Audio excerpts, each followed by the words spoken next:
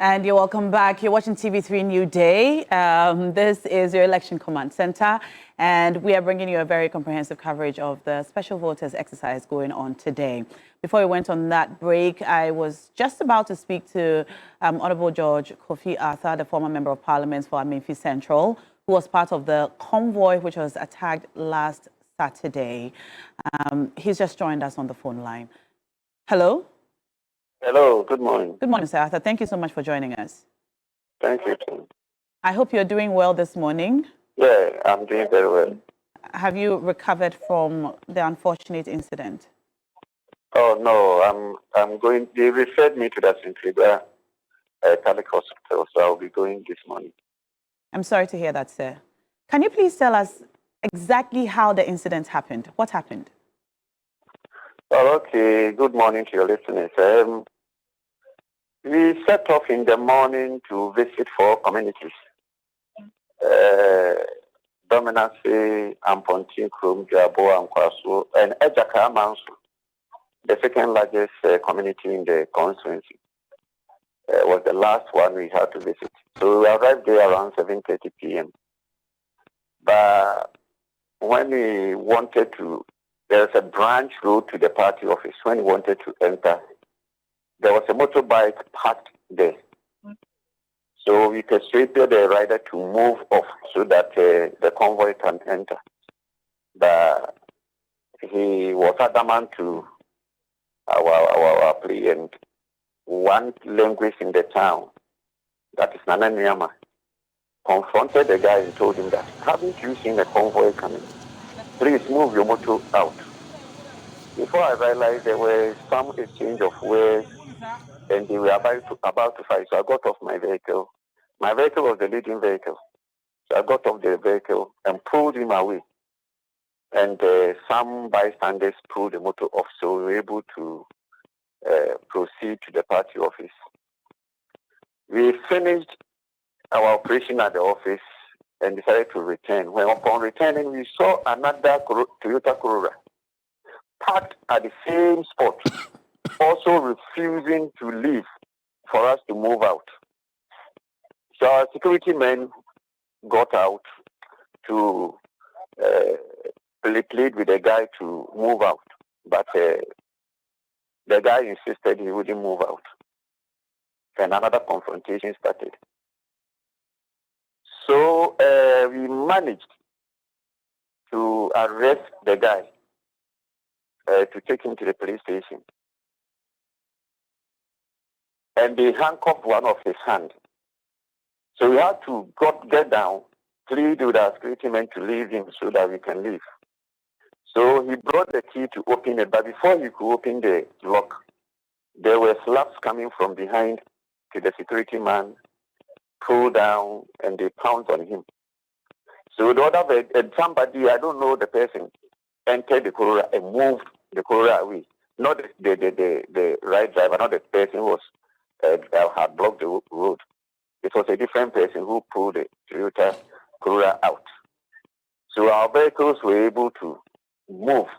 But those standing on the ground, the NDC people standing on the ground, because the vehicle had moved, they had to leave the scene by walking. After they started beating the security men, anybody in NDC attack was attacked. I was standing, pleading with the people. Before I realized the blows, so they don't throw the blows from your front, it comes from the back. So you didn't see who is throwing the blows.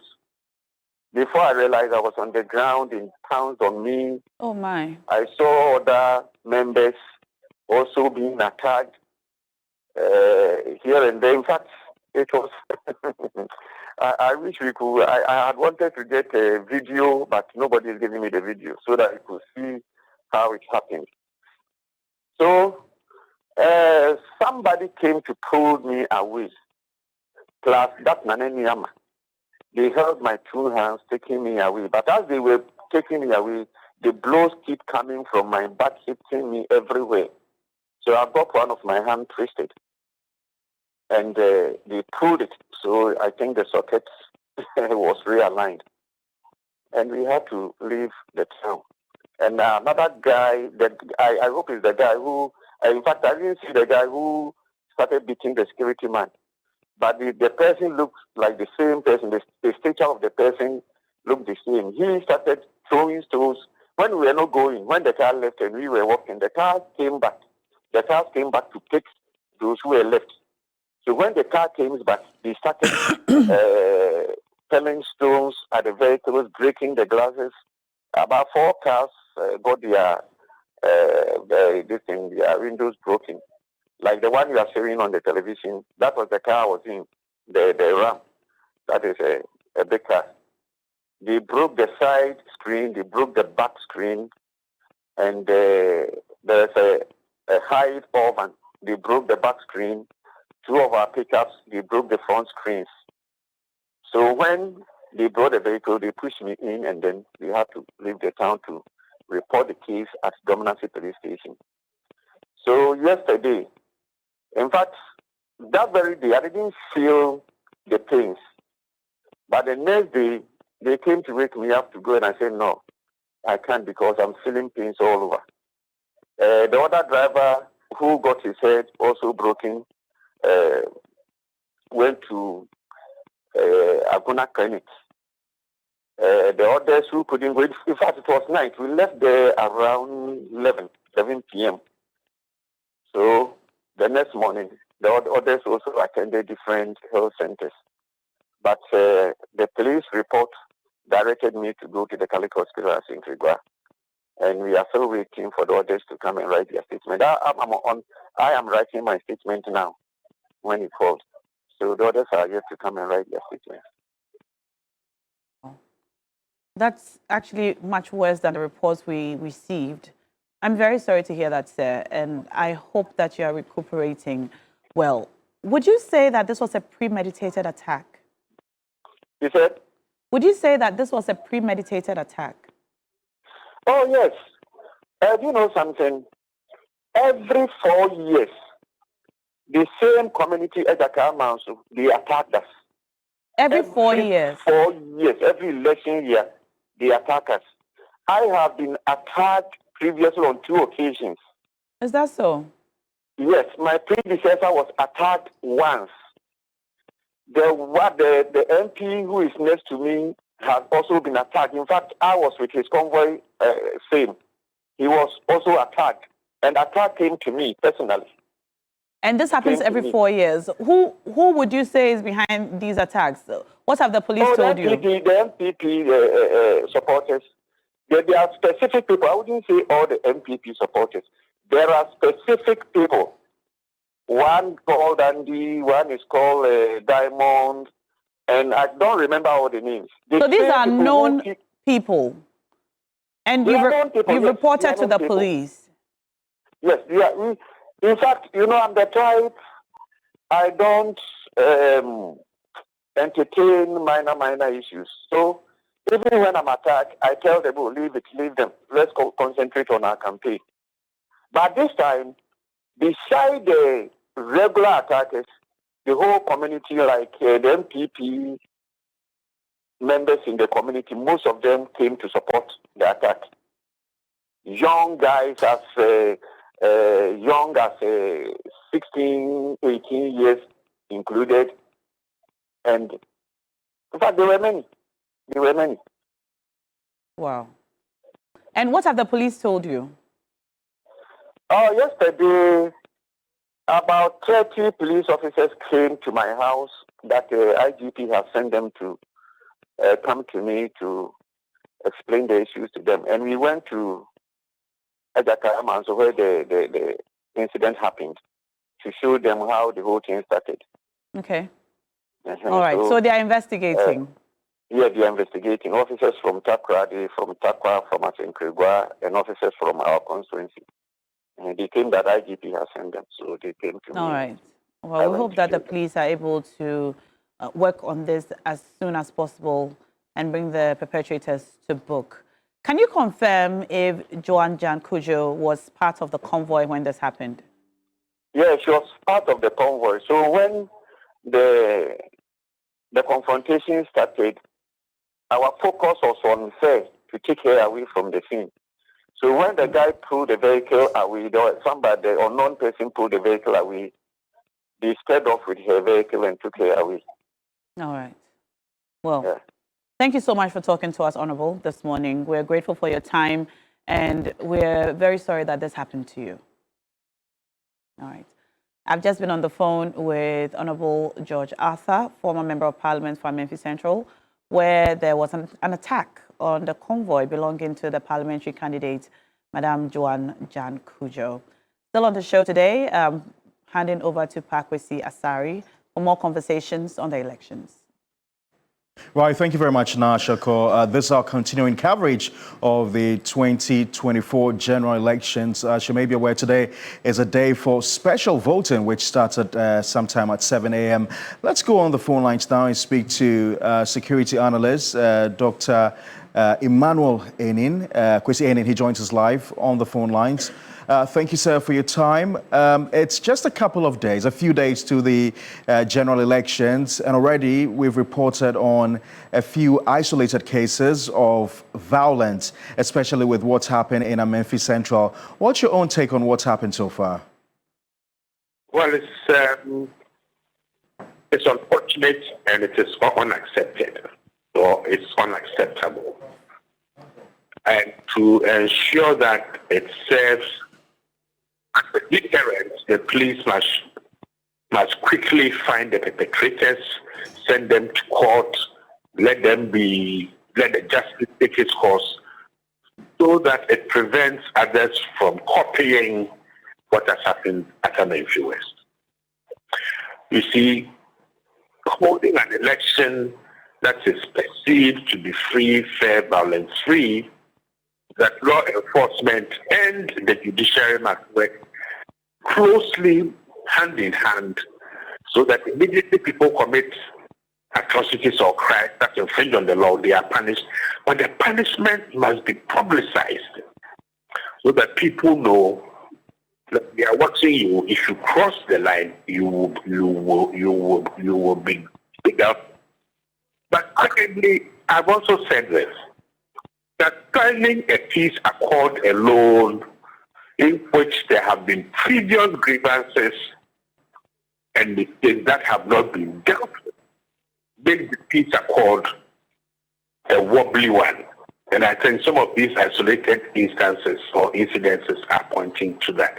Hopefully, we will have the police and the judiciary working hand in hand, and the parties themselves continuously sending a message to their supporters that no violence will have nothing to do with those who are violent, and we actually hand you over to the law enforcement agents.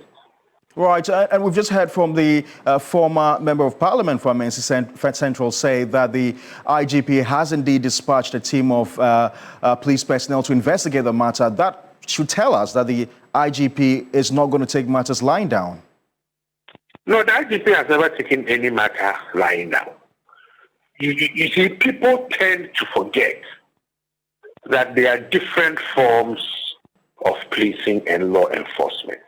IGP Dan Parry has demonstrated clearly to the people of Ghana consistently that if you cross the line, if you flout the rules, he will get you. And if he gets you, he will deal with you.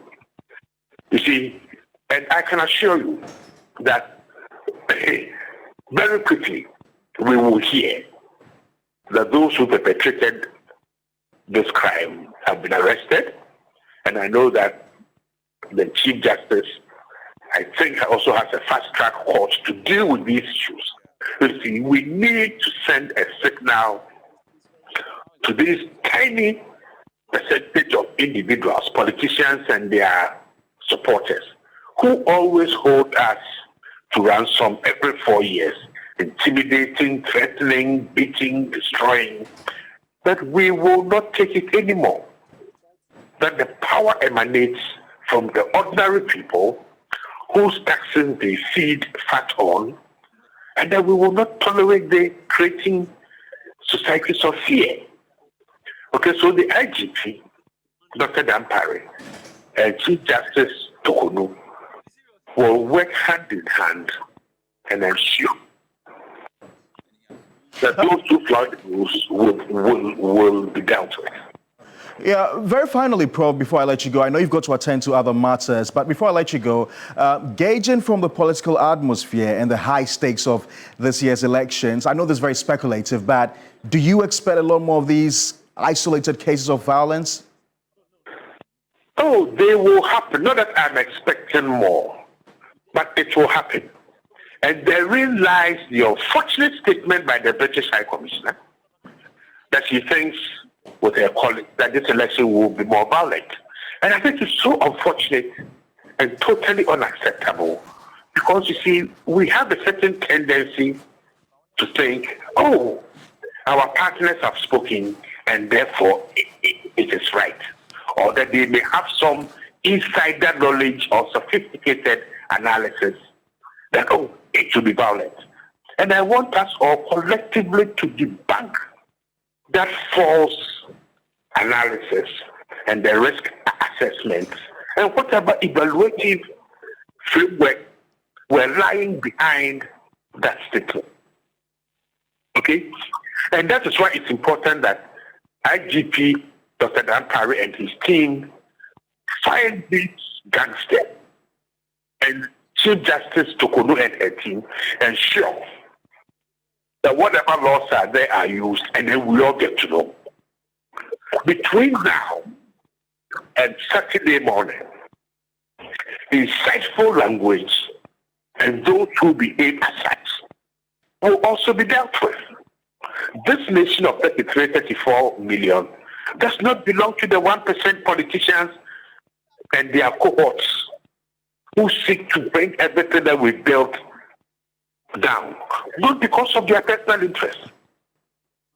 After this 1992, how much qualitative improvement has come into people's lives?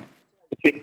So my argument to all people and my appeal is that don't let this 1% who are driven by pecuniary self-interest intimidate you, incite you, and to hurt your neighbor. No. I've got to say a big thank you to you. I've got to say a big thank you to you, Professor Kwesi Enin. He's a security analyst. You're still watching Election 360, our continuing coverage of this special voting exercise taking place across the country. I'll take a short break right now, but when we return, Judith Brown is standing by to give us coverage of what's happening in other regions today on the day of special voting.